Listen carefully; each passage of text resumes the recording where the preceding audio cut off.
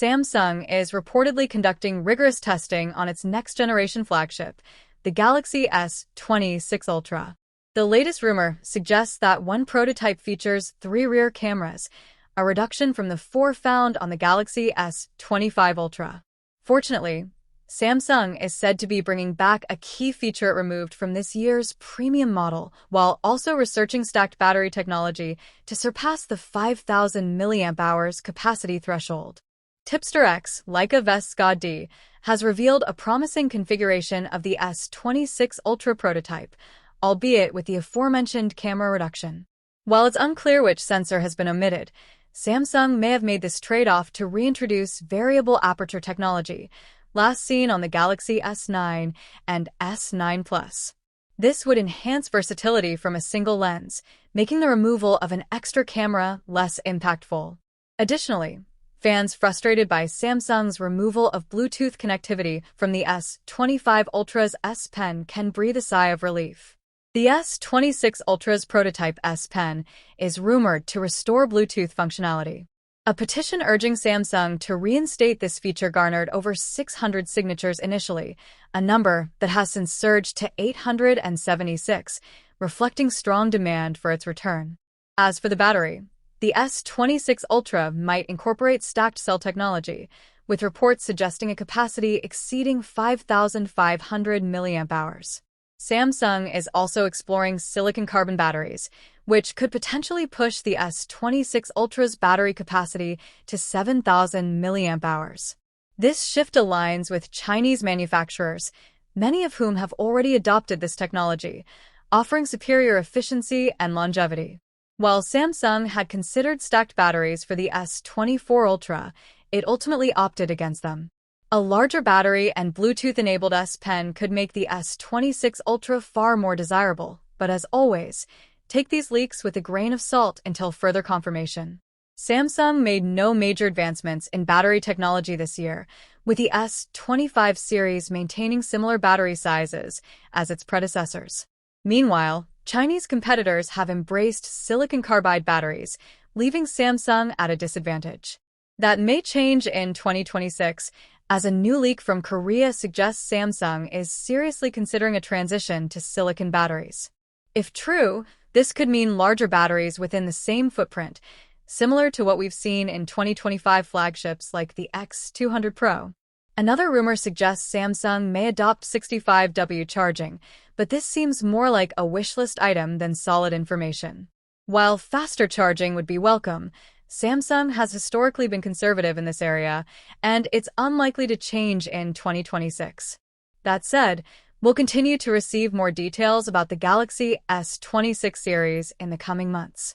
With this year's models offering only iterative upgrades, anticipation is building for Samsung's 2026 flagship and whether it will finally deliver major improvements.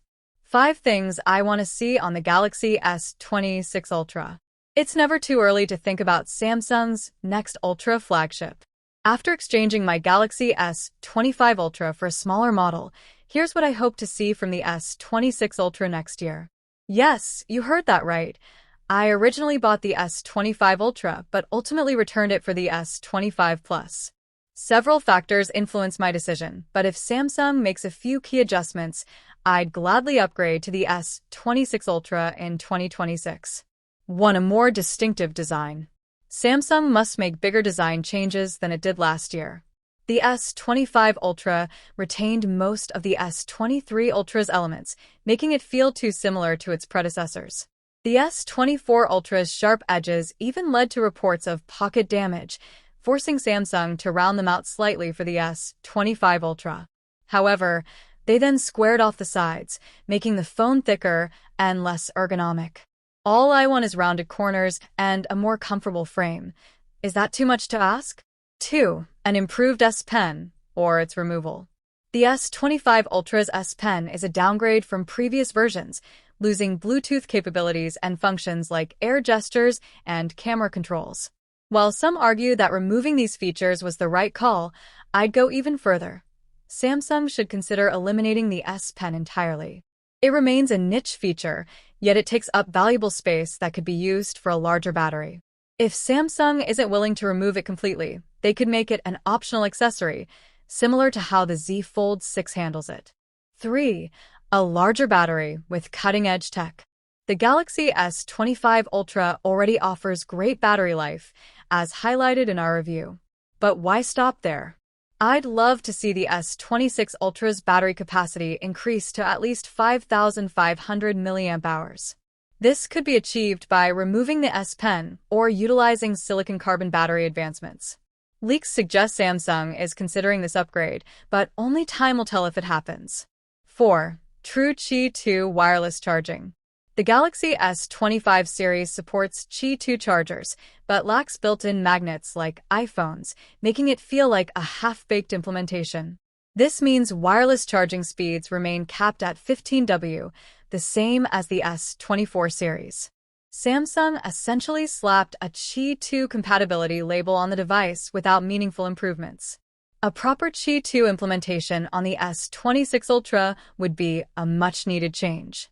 5. Faster wired charging.